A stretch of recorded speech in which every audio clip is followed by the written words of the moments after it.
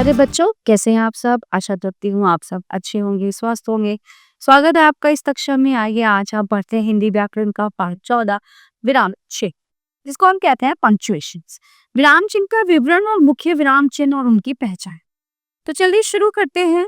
विराम का अर्थ होता है रुकना। भाषा का प्रयोग करते समय हम अपने विचारों और भावों को स्पष्ट रूप से प्रकट करने के लिए बीच बीच में के स्थानों पर कम या अधिक समय तक रुकते हैं।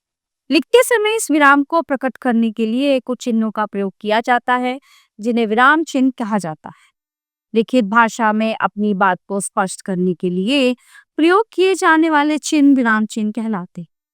इन चित्रों के साथ दिए गए वाक्यों को ध्यानपूर्वक पढ़िए। देखिए क्या कहता है इसमें, रुको मत जाओ, रुको मत जाओ। तो अब इन दोनों वाक्यों के दो मतलब हो गए एक चिन्ह लगने से, है ना।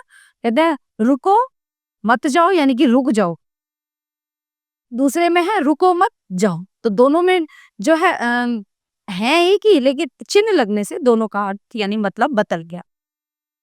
ऊपर दिए गए दोनों वाक्य बोलने और पढ़ने में समान लगते हैं, लेकिन पहले वाक्य में अशोक जा रहा है, रवि उसे रोक रहा है। दूसरे वाक्य में अशोक रवि को जाने के लिए कह रहा। इन वाक्यों में केवल विराम चिन्हों के अलग स्थान पर प्रयोग होने से अर्थ बदल गए हैं। यदि विराम चिन्हों का उच्च स्थान पर प्रयोग ना किया जाए तो अर्थ का अनर्थ हो जाता है, और ये बात है। ठीक है, देखिए कुछ यहाँ पे मुख्य है ना कि मेन विराम चिन्ह दिए गए हैं। पूर्ण विराम ये चिन्ह वाक्य को पूरा होने पर लगाया जाता है, जब हमारा वाक्य समाप्त हो जाता है। अल्प विराम बोलते या पढ़ते समय जब हम अपनी बात में थोड़ा सा रुकते हैं तब अल्प विराम लगाते हैं, जैसे सीता शैव्या और रीता बातें कर रही है।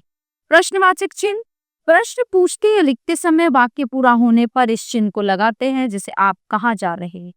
विस्मयादिबोधक चिन्ह इस चिन्ह को हर्ष शोक आश्चर्य व घृणा के भावों को दर्शाने के लिए लगाते।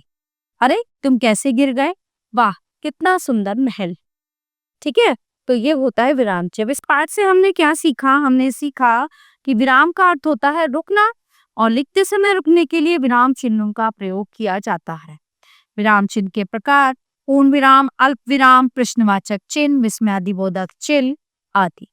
तो प्यारे बच्चों, ये था हमारा पाठ चिन्ह जो यहीं पे समाप्त होता है।